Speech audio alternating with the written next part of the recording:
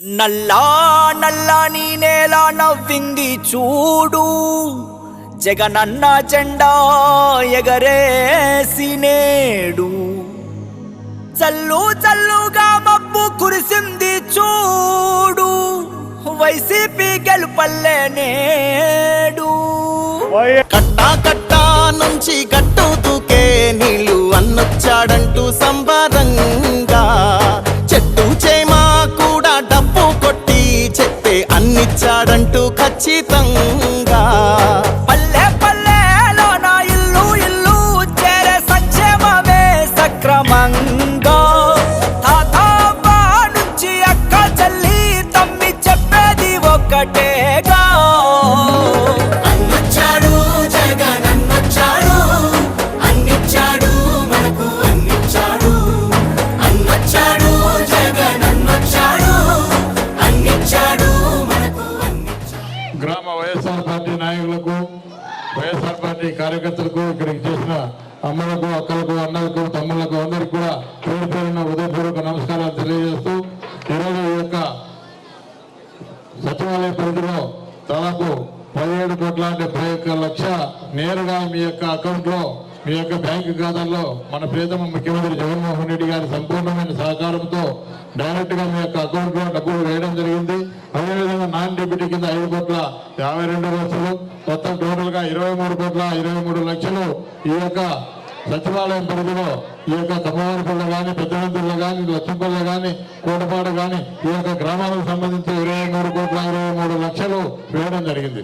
ఇంత డబ్బు ఎప్పుడు కూడా మనం గతంలో ఏనాడు కూడా ఏ ముఖ్యమంత్రి కానీ, ఏ ప్రధానమంత్రి కానీ, ఏ ప్రభుత్వం కానీ గతంలో ఎప్పుడు కూడా ఇంత డబ్బు చూసిన పరిస్థితి లేదు. ఎప్పుడు కూడా పేదవాళ్ళ యొక్క అకౌంట్లో కానీ డబ్బులు కానీ వేసిన పరిస్థితి గతంలో ఎప్పుడు కూడా చూడలేదు. కాబట్టి ఈరోజు మనం మన ప్రియతమ ముఖ్యమంత్రి జగన్మోహన్ రెడ్డి గారి సంపూర్ణమైన సహకారంతో ఇంత డబ్బు మనం ఇవ్వడం జరిగింది. కాబట్టి ఆయన రుణం తీర్చుకునే సమయం ఆసన్నమైంది. ఎందుకంటే మంచి చేసిన వాళ్ళకు మనం కూడా మంచి సహాయం చేయాలి. ఈ నెల వచ్చే నెల 19వ తేదీన ఎన్నికలు జరగబోతున్నాయి.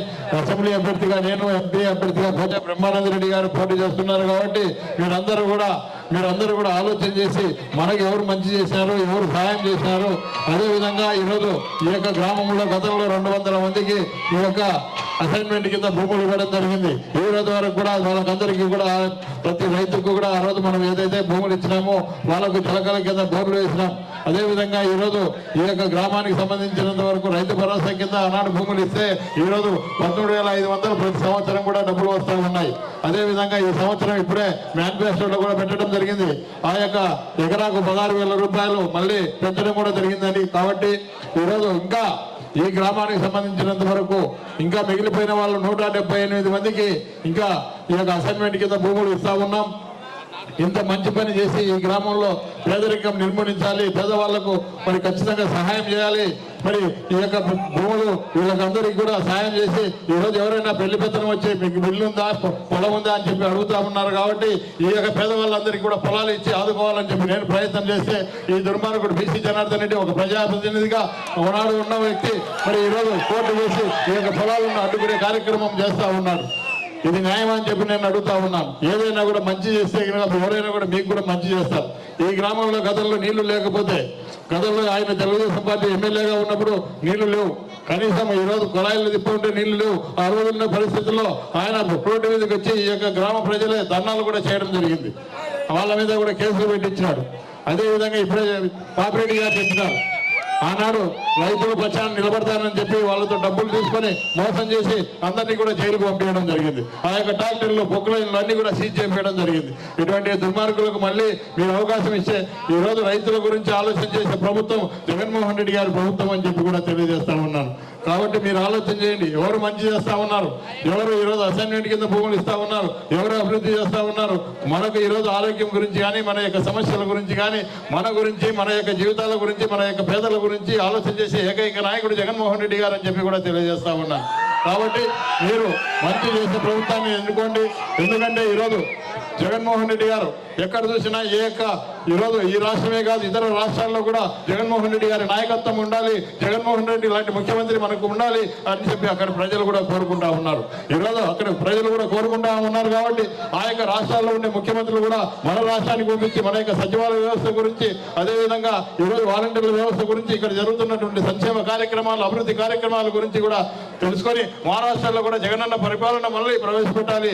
ఇక్కడ జగనన్న పరిపాలన ఇంత అద్భుతంగా జరుగుతూ ఉంది కాబట్టి మహారాష్ట్రలో ఉండాలని చెప్పి కూడా కోరుకుంటా ఉన్నారు. అదేవిధంగా ఈరోజు చూస్తూ ఉన్నాం, ఈరోజు తెలుగుదేశం నాయకులు మాట్లాడుతూ ఉన్నారు, ఏదైనా మేము ఫలాన్ని వస్తే అధికారం వస్తే అభివృద్ధి చేస్తాం, పలాంటి సంక్షేమ కార్యక్రమాలు అని చెప్పి ఇక్కడ కూడా చెప్పడం లే. ఎంతసేపు ఎర్ర బుక్కు రాస్తా ఉన్నాం, నల్ల బుక్కు రాస్తా ఉన్నాం, తెల్ల బుక్కు రాస్తా ఉన్నాం చెప్తా ఉన్నారు తప్ప వాళ్ళని కొడతాం, వీళ్ళని తెలుస్తాం, వాళ్ళని చంపుతామని చెప్తా ఉన్నారు. కాబట్టి అటువంటి నాయకులు మనకు అవసరమా అని చెప్పి నేను అడుగుతా ఉన్నాను. ఈరోజు ఈ 5 సంవత్సరాల పరిపాలనలో ఎంత ప్రశాంతంగా ఉంది, గ్రామాలు ఎంత ప్రశాంతంగా ఉన్నాయి.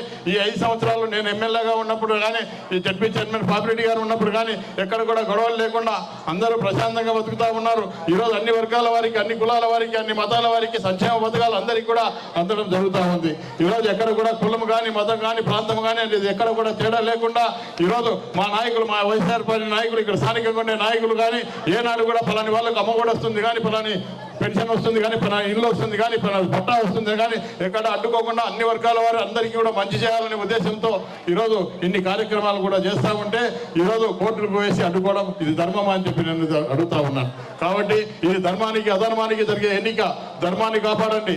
ఎందుకంటే జగన్మోహన్ రెడ్డి గారు కూడా చెప్తా ఉన్నారు, ఈరోజు ధర్మం ప్రకారంగా అన్ని కులాల వారికి, అన్ని వర్గాల వారికి సంక్షేమ పథకాలు అందరికీ కూడా ఇవ్వడం జరిగింది. కాబట్టి మీరందరూ కూడా ధర్మాన్ని పాటించి ఈరోజు జగన్మోహన్ రెడ్డి గారు ఏదైతే ధర్మాన్ని పాటించి అన్ని కులాల వారికి, అన్ని పార్టీల వరకు మాకు ఓటు వేసినా వేయకపోయినా అందరికీ కూడా ఈ యొక్క పథకాలు కూడా ఇచ్చినాం. కాబట్టి మీరు కూడా పెద్ద మనసుతో ఆలోచన చేసి రేపు రాబోయే అసెంబ్లీ ఎన్నికల్లో మరి అసెంబ్లీ అభ్యర్థిగా నేను, పార్లమెంట్ అభ్యర్థిగా బ్రహ్మానంద రెడ్డి గారు పోటీ చేస్తున్నారు. కాబట్టి మీరందరూ కూడా మంచి ఉద్దేశంతో మరి నాకు ఓటేసి గెలిపించి మళ్ళీ మీకు సేవ చేసే భాగ్యాన్ని కల్పించాలని చెప్పి కోరుకుంటూ ఎదురుతో ముగిస్తాను. కాబట్టి ఇక్కడ ప్రియం సిమెంట్ యాజమాన్యంతో మాట్లాడి ఈ గ్రామ ప్రజలందరికీ కూడా ఆ యొక్క పొలంలో ఖచ్చితంగా ఇంటి పట్టాలు ఇచ్చే కార్యక్రమం తప్పకుండా చేస్తారని చెప్పి కూడా తెలియజేస్తా ఉన్నాను.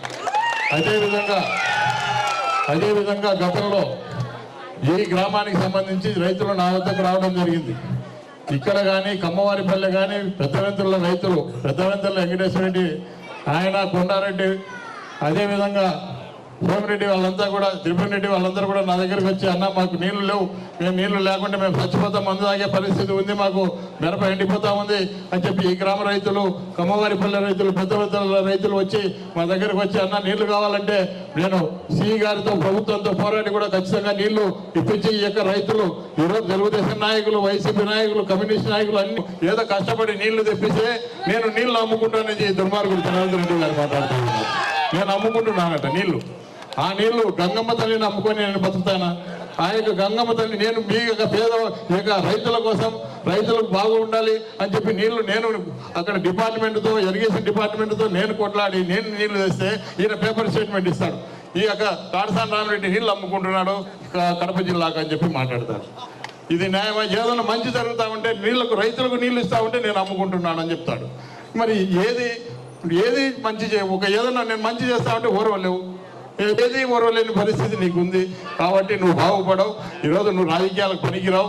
ఖచ్చితంగా రేపు ఎన్నికల్లో ఈ గ్రామం ప్రజలందరూ కూడా మీరు ఆలోచన చేయండి, మంచి చేసే వాళ్ళకి మంచి చేయండి. మీకు అర్ధరాత్రి వచ్చినా ఎప్పుడొచ్చినా నా గేట్లు తెరిసే ఉంటాయి, మీకు ఫోన్ చేసినా కూడా పలుకుతా ఉన్నా.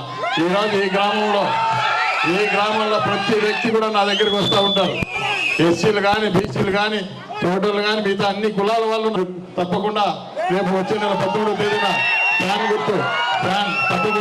గుర్తు ఖచ్చితంగా మీరు అందరూ కూడా 2 ఓట్లు ఇస్తారు. 2 కూడా ఫ్యాన్ గుర్తుకు వేసి మళ్ళీ మమ్మల్ని ఆశీర్వదించి మీకు పట్టాలు ఇచ్చి మీకు మళ్ళీ ఇక్కడే ఇదే సమావేశం ఇక్కడే ఏర్పాటు చేసి మీకు పట్టాల పంపిణీకి మళ్ళీ మొదటి సంతకం పట్టాల పంపిణీతోనే మళ్ళీ మొదలు పెడతాను. మీ గ్రామంలో 178 మందికి అసైన్మెంట్ కింద భూములు ఇస్తారని చెప్పి తెలియజేస్తూ, అవి ఈ యొక్క ఎన్నికల కోడ్ ఉన్నందువల్ల ఇవ్వలేకపోయినాం, ఖచ్చితంగా తీసుకునే వస్తానని చెప్పి కూడా తెలియజేస్తూ ఇంతకు చేస్తాను. ఫ్యాను గుర్తుకి ఓటేద్దాం, మన కాటసాని రామిరెడ్డి అన్నను మళ్ళీ గెలిపించుకుందాం.